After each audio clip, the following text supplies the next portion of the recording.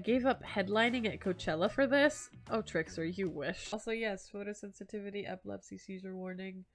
I believe there's going to be like flashing stuff in here. You take a seat on a comfortable log, feeling the fire's heat against your skin, and wait for other killers to take their places, wondering who will want to tell a story this time. Narrator, what the fuck? Hold on. Will narrator tell a story? I bet they've got a stunningly creative mind. Hey, you think, are they allowed to simply place thoughts in my mind like this? Doesn't seem fair. Everyone makes their way, but something unexpected happens. Nothing. Nothing happens. Something almost always seems to be happening here, so nothing is probably not a great sign.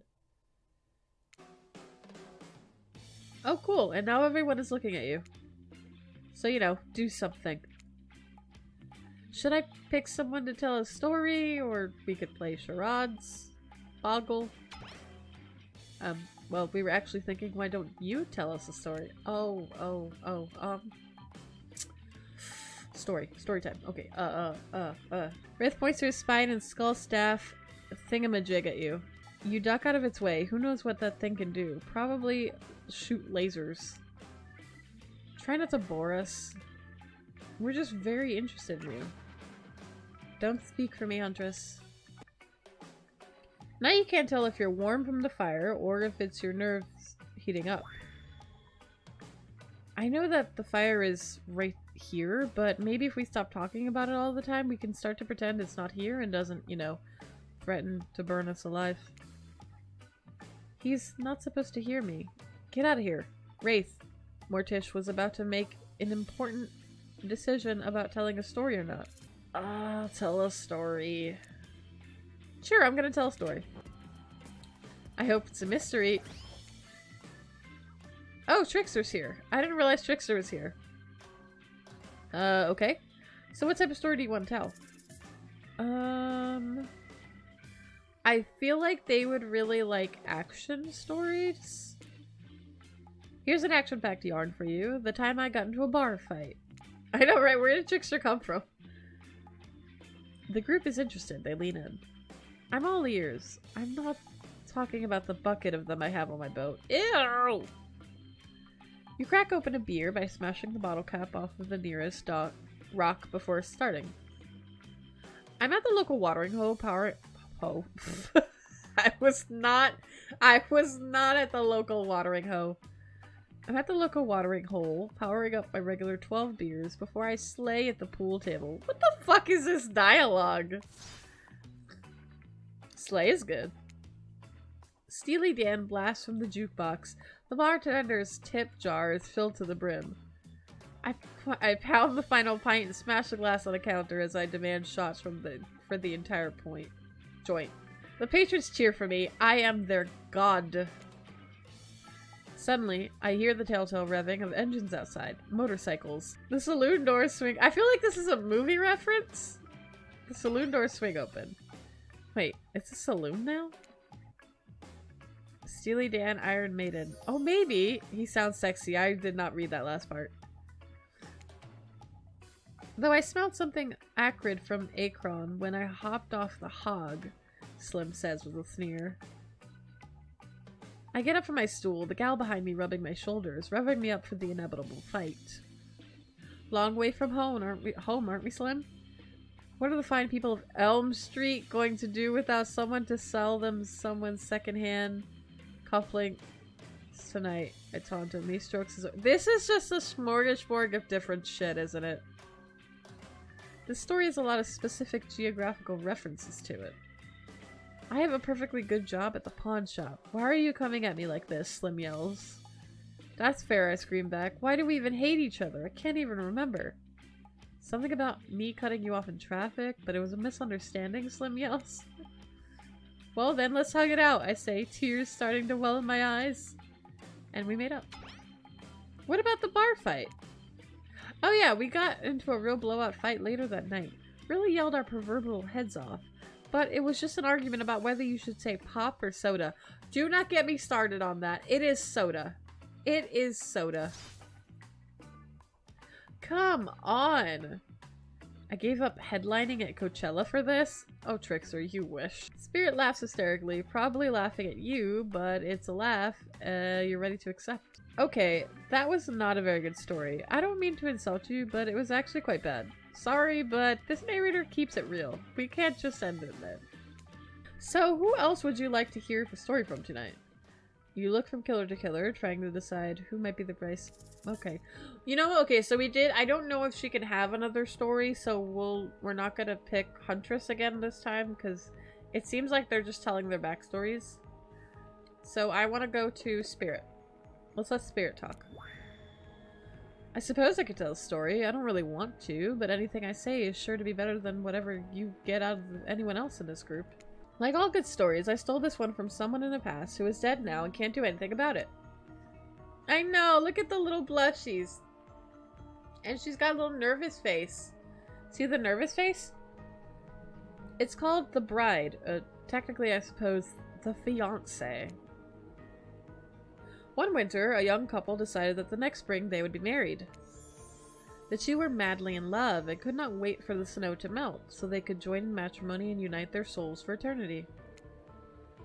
Per the latest bridal trends, they decided to have their wedding ceremony at the edge of the woods by a beautifully shabby chic farmhouse.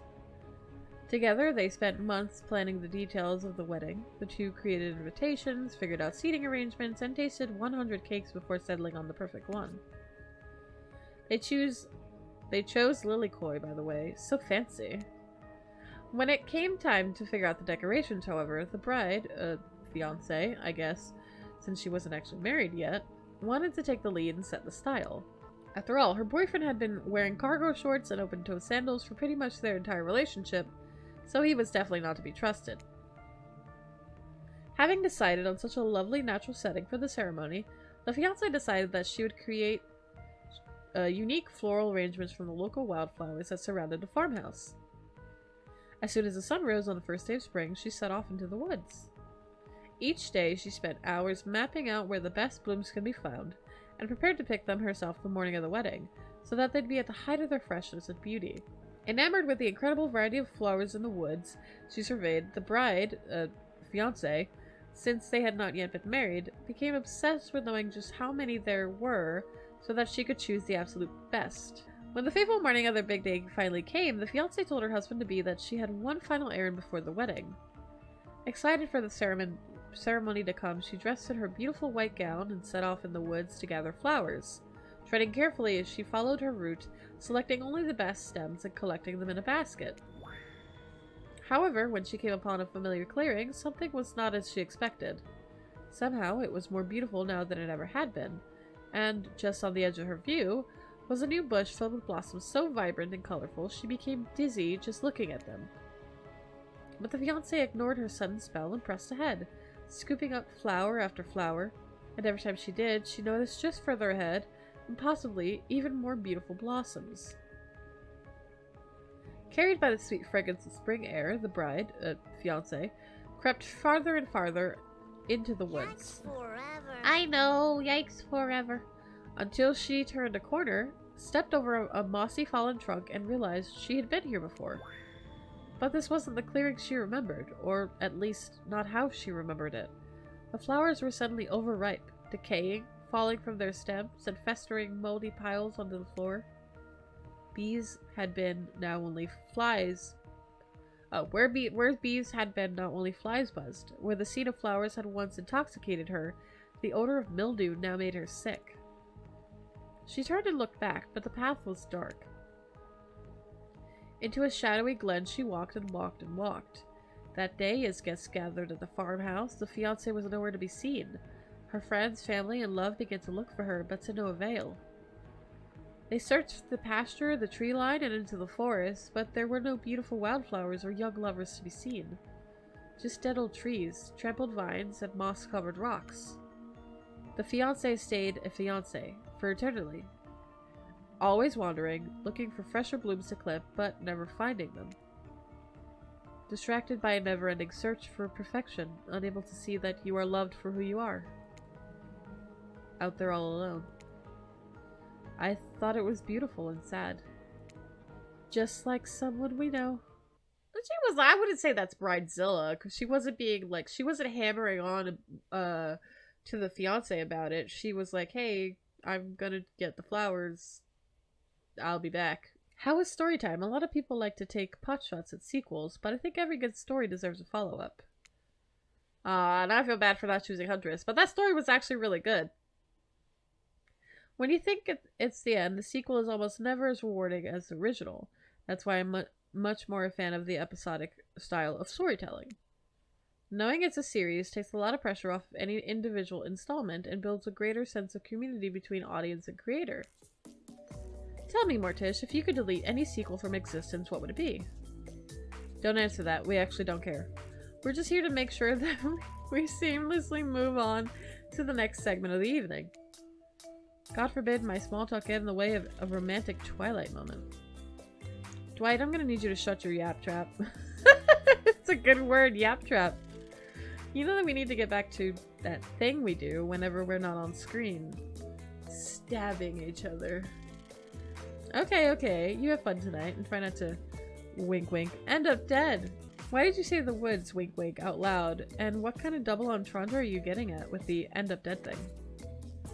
Dwight is physically incapable of winking, not since the accident.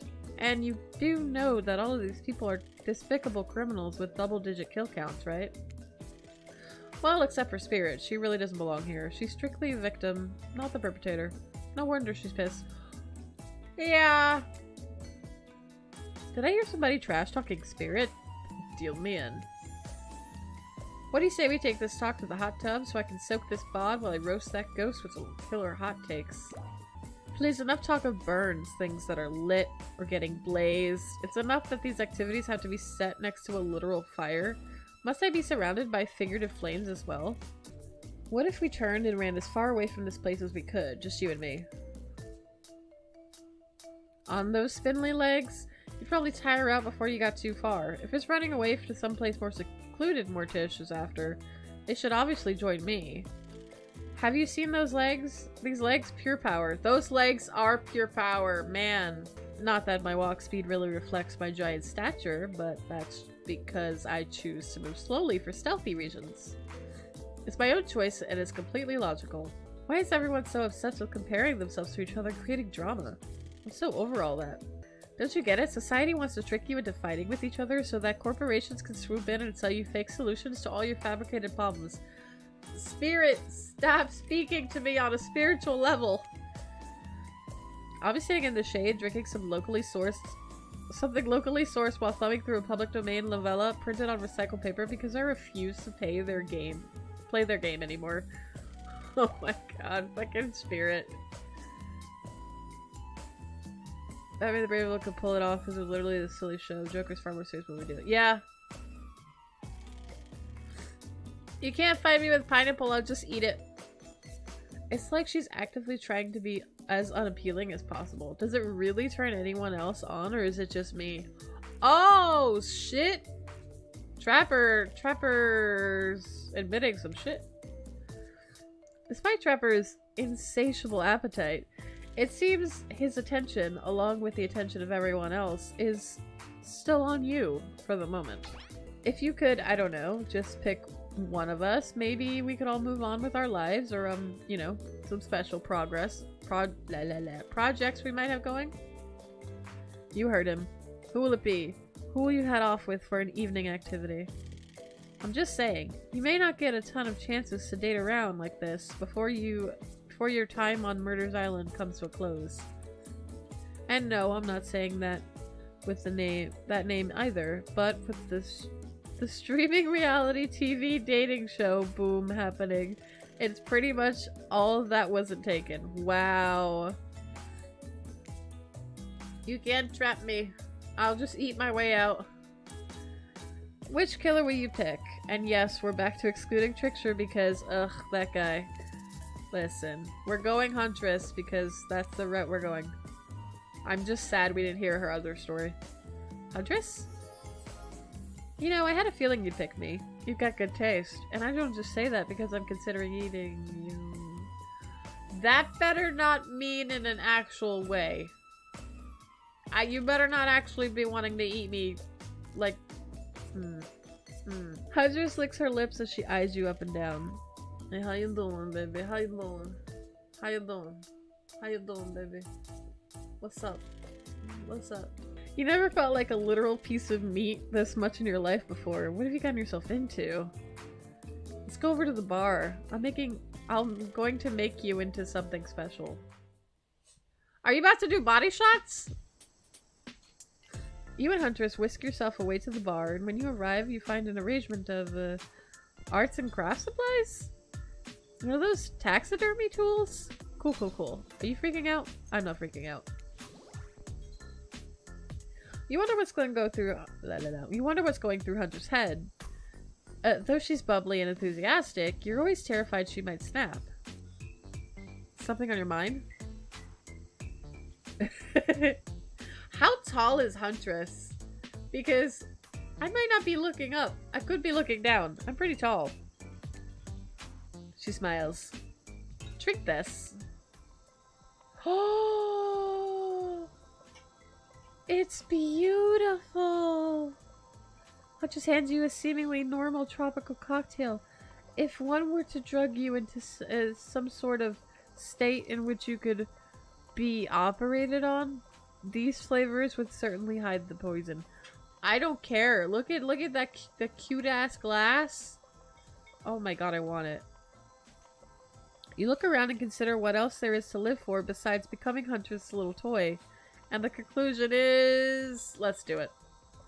Bombs away! It didn't even have to click. You pound the drink. It's quite nice. I've been thinking about making you a present. A mask. Would you be into... oh, fuck yeah! Yes, of course. I've always admired yours. What would you like? An anglerfish. Oh my god. Fluffy cat. A rabbit. Let's do... oh, I don't know. I kind of like the cat one, but I don't want it to be fluffy. Let's do rabbit. A rabbit mask. One just like yours, please. Well, that's not very creative, is it? Huntress is annoyed, but then her face lights up. Or wait, this is brilliant. We can use this as a tactical advantage. Like, there's two of us, we can attack from both sides. Yes, that's exactly what I was thinking. Well, I know what I'm going to be working on tonight, all alone, in my skimpy pajamas. Stop! Huntress winks at you. We're gonna wink that. She's winking at me! Oh!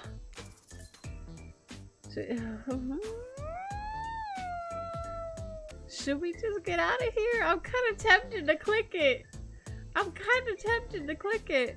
Ow! These drinks are making me pretty sleepy. Should we just, like, get out of here? Or maybe go get directly into your bed? No, that's not how tonight goes. I mean, it's not how it's supposed to. Fucking Claudette and Dwight! Oh my god! Not yet, at least, you kooky kids. Soon. Oh my god, stop! Huntress, you've got a lot of hobbies. Why don't you share something with us that you're passionate about? Claudette, I'm gonna need you to leave. Dwight, I'm gonna need you to leave. Something less deadly than throwing axes or chasing survivors? Maybe? Just a thought. Making more masks? Or, wait, making matching gloves? No, you little joker. I'm thinking of a different type of making. Making our victims die fast, medium, or slow deaths, depending on the mood we're in. It's another round of be careful what you wish for on Murderer's Island. Wait, I need your help. Doing something in a different place entirely? You read my mind. Meet you there. This is how another killer was born. Dishy and Huntress. Oh no. I'm talking about mycology. You know, mushrooms? I picked a lot of them, and I'm very familiar with which ones make a great soup base and which ones make you super dead. Mushrooms! I love mushrooms. They're fucking delicious. I'll show you 2 mushrooms. You point to the one that's safe to eat. Sounds easy enough. I don't know.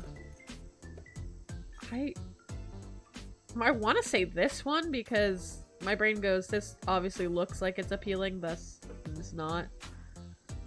And then, because it's thinking like, I don't know, I think it's, you know, like when frogs are brightly colored because they're poisonous? That's where my brain is going. It's like, this mushroom is bright orange and thus maybe poisonous. I'm not gonna go with my gut. I'm gonna go with my... Okay, I'm just gonna... Yes, I was correct! Correct, it's called a black trumpet. And boop boop doo, it's delish. Next up, this one is very easy. I'm sure you'll nail it. Point to the one that won't result in an almost instant death if you eat it. Oh, this one. Because this looks like the chicken mushroom. Yes! This is chanterelle. Yes, this is the one I was thinking about. It sounds fancy and tastes fancy too. Just like a certain someone I know, I bet. Nom nom nom. I am tasty. I am a snack. Yes, chicken in the woods is what I was thinking of, vampire. Exactly. But I don't think that's it. I think that's a different mushroom. I just saw the coloring and the shape and I was like, that does kind of look, yeah. They grow in clumps. I didn't know that. I want to learn more about mushrooms. I would eventually love to start growing mushrooms. I think that'd be really cool. I saw somebody who started growing like oyster mushrooms. It was really neat process. Which would make you jump for joy and which would make you vomit until you die?